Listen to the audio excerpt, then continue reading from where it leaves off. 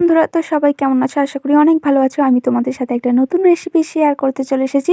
কাঁচা লঙ্কার আচার করব। এখানে দেখতেই পাচ্ছি কাঁচা লঙ্কা নিয়ে নিয়েছি, এখানে মেথি, সর্ষে, কালো জিরে, জিরে আর মৌরি নিয়ে নিয়েছি।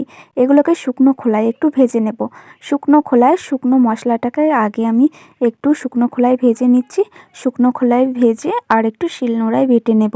হালকা অল্প করে বেটে নেব, তাতে আর কি গোটা গোটা থাকবে না, মশলাটা কাঁচা লঙ্কার ভিতরে থাকবে, ভালো লাগবে। তো এখানে আমি ভেজে নিচ্ছি শুকনো খোলাতে। শুকনো খোলায় মশলাগুলোকে সব একসাথে করে ভেজে নিয়ে একটু গুঁড়িয়ে নেব। তো এইবার আমি সর্ষের তেল নিয়ে নেব। সর্ষের তেলটা কিন্তু খুব ভালো করে গরম করে নেব। আর কাঁচা লঙ্কাগুলোকে কিন্তু আমি ফ্রাই করে রেখেছি। এইগুলো আমি বেশি করছি না, অল্প করেই করছি। তো যখন বেশি করব তো তখনও তোমাদের সাথে শেয়ার করব। এখানে দেখতেই পাচ্ছ গরম তেলটা আমি কাঁচা লঙ্কার মধ্যে দিয়ে দিয়েছিলাম। এখানে গোড়ানো মশলাগুলো আর একটু নুন দিয়ে দিলাম, দিয়ে একটু মিক্স করে নিলাম। বাস এগুলোকে তোমরা ভাত, রুটি সব কিছুর সাথেই খেতে পারো। তো তোমরা অবশ্যই ট্রাই করে দেখো। আমার তো খুব ভালো লেগেছে।